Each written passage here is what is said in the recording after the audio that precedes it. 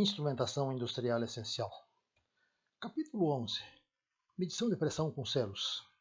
O livro encontra-se disponível no site abaixo. Selo, elemento que impede que o hardware, flange e diafragma do instrumento entrem em contato com o fluido de processo. Selo líquido. A tomada de impulso é preenchida de líquido. Selo remoto. Diafragma é acoplado a um tubo capilar preenchido de líquido. Selos líquidos são extensivamente usados na medição de vapor d'água para evitar que a alta temperatura do vapor entre em contato com o elemento elástico de medição de pressão. O tubo de entrada de impulso é usado como selo líquido para um transmissor de pressão instalado abaixo da linha de processo, ou um sifão está instalado acima da linha de processo. Selos com diafragma remoto. Trata-se de um diafragma com montagem direta junto ao fluido de processo e um tubo capilar com um fluido de enchimento hermeticamente selado, também conhecido como selo químico. São usados para separar ou isolar o diafragma do instrumento das condições adversas do fluido de processo. Selo remoto num manômetro com tubo Bourdon e 2 selos remotos num transmissor de pressão diferencial. Num transmissor, a disponibilidade de uma ampla gama de materiais e fluidos de enchimento não é viável, às vezes impossível. Os selos remotos são também usados para contornar essa limitação e prover uma barreira adicional de proteção aos medidores de pressão. Diafragmas para selos remotos, disponíveis em geral em diferentes espessuras, podendo ainda serem revestidos de materiais plásticos ou elastoméricos. Diagrama fino, usados em aplicações não abrasivas e baixas pressões. Diafragma de média espessura, usados em aplicações gerais de baixa abrasividade. Diafragma fino revestido com polímeros fluorados para fluidos abrasivos e em elastômeros para fluidos abrasivos. Capilares para selos remotos, disponíveis com diferentes diâmetros internos, podendo ter uma capa externa com o objetivo de proteção mecânica ou isolação térmica, como por exemplo a incidência do sol ou outra fonte de calor. Aparência típica de um tubo capilar cujo diâmetro interno varia entre 0,6 e 1,5 mm. A seleção do fluido de enchimento deve ser um compromisso entre a dependência térmica e o tempo de resposta. Os diâmetros menores apresentam uma baixa dependência térmica, porém altos tempos de resposta, enquanto que nos diâmetros maiores essas características se invertem.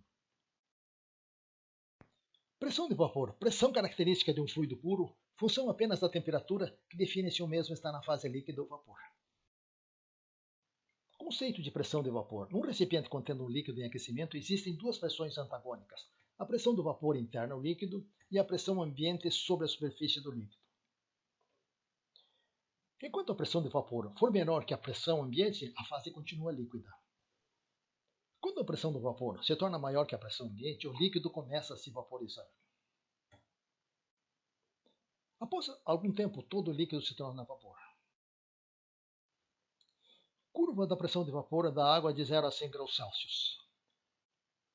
100 graus Celsius, 1 atmosfera. 80 graus Celsius, 60, 40, 20 e 0. Com outros fluidos, as pressões e as temperaturas são específicas, porém o formato das curvas são semelhantes.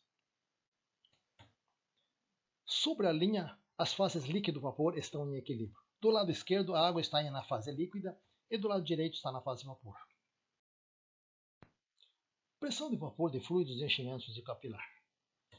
DC200, viscosidade 10 cent-Stokes, DC704, DC705, DC805.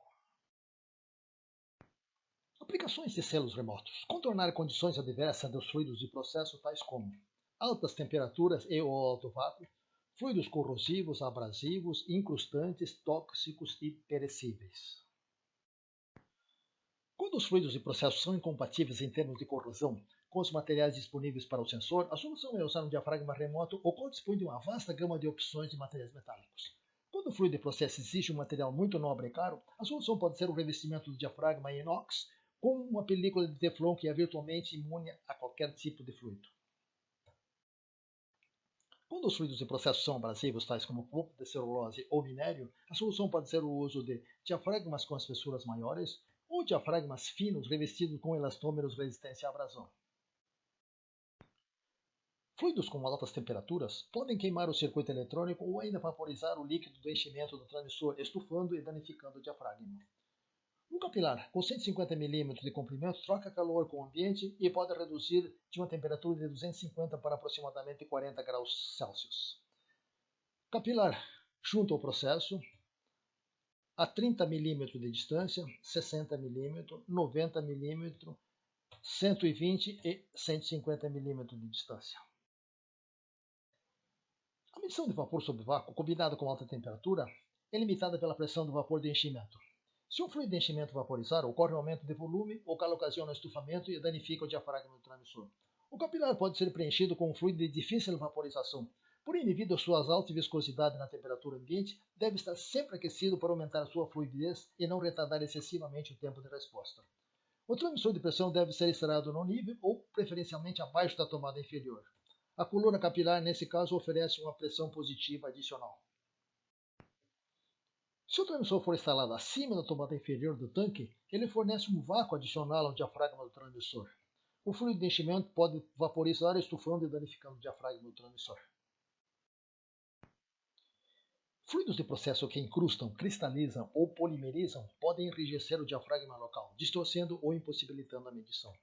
O uso de um diafragma revestido com uma camada de teflon antiaderente e ou uma instalação rente à passagem do fluido de processo pode prevenir o enrijecimento do diafragma. Fluidos perecíveis, alimentícios ou sanitários podem se deteriorar por ficarem estacionados na câmara do diafragma local. Conceito de conexão sanitária. O diafragma remoto fica rente à superfície interna do tanque e um anel de vedação evita a formação de reentrâncias. Esse tipo de selo permite a sanitização da superfície do diafragma. Fluidos de processo com moléculas de hidrogênio podem formar íons através de reações com materiais metálicos ou fluidos de processo. Os íons de hidrogênio são pequenos e podem, por diferença de pressão, permear através dos interstícios da rede cristalina das finas lâminas metálicas dos diafragmas de medição de pressão. Do outro lado do diafragma, devido ao encontro dos íons com os elétrons livres, são formadas moléculas de hidrogênio, as quais, devido ao acréscimo de dimensão, não conseguem escapar de volta através do metal do diafragma. Ocorre um aumento de volume que pode dilatar o diafragma além do seu limite elástico, com perda de sua capacidade funcional. Para remediar a permeação dos íons de hidrogênio, aplica-se uma camada de um metal de alta densidade, tal como o ouro, sobre a superfície do diafragma. O ouro possui uma densidade de aproximadamente 20.000 kg por metro cúbico, que é aproximadamente 3 vezes maior que a dos materiais usados em diafragmas. Características elásticas de diafragmas. O formato de um diafragma remoto é, em geral, o mesmo daquele usado na célula do transmissor. Nos transmissores, o diâmetro do diafragma é constante, ao passo que nos diafragmas remotos podem variar de 25 a 125 mm para alterar a sua flexibilidade.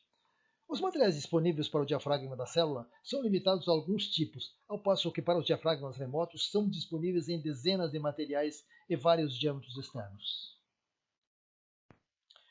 Deslocamento do diafragma para pressões neutras, pressões negativas, pressões positivas. Apenas a parte linear da curva é usada. O diâmetro do diafragma é o principal fator na sua flexibilidade.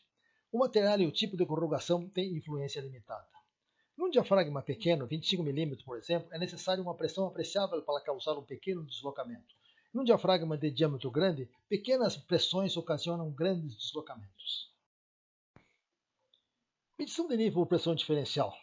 Possui duas variantes. A medição de nível com um transmissor, também chamada de selo remoto, selo químico ou selo hidráulico, e medição de nível com dois transmissores, também chamado de selo sem capilar ou selo seco. Medição de nível com um transmissor é efetuada através de um transmissor de pressão diferencial com um par capilar diafragma.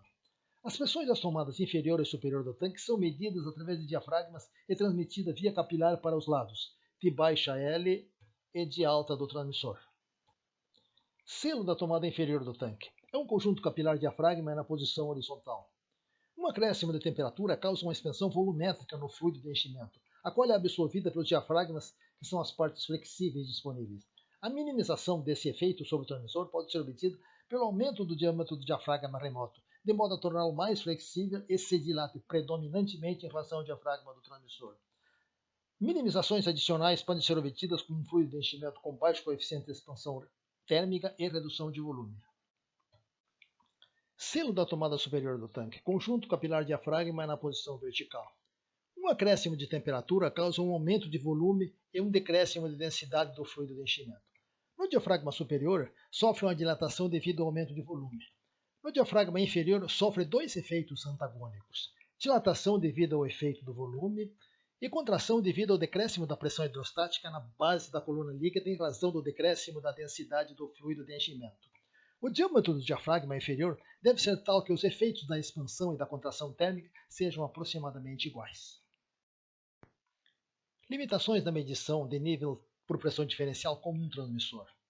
O comprimento dos capilares são limitados a aproximadamente uma dezena de metros. Acima disso, a dependência térmica e o tempo de resposta impactam significativamente o desempenho da medição. Para contornar esse problema, foi desenvolvida a medição de nível por pressão diferencial com dois transmissores. Medição de nível por pressão diferencial com dois transmissores. É efetuada com dois transmissores de pressão manométrica sincronizados. A conexão hidráulica entre os diafragmas do tanque e do transmissor são feitas através de um capilar curto, interno a uma extensão metálica. Sincronização na medição de nível ΔP com dois transmissores. Variação simultânea das pressões P1 e P2 nas tomadas inferiores de um tanque.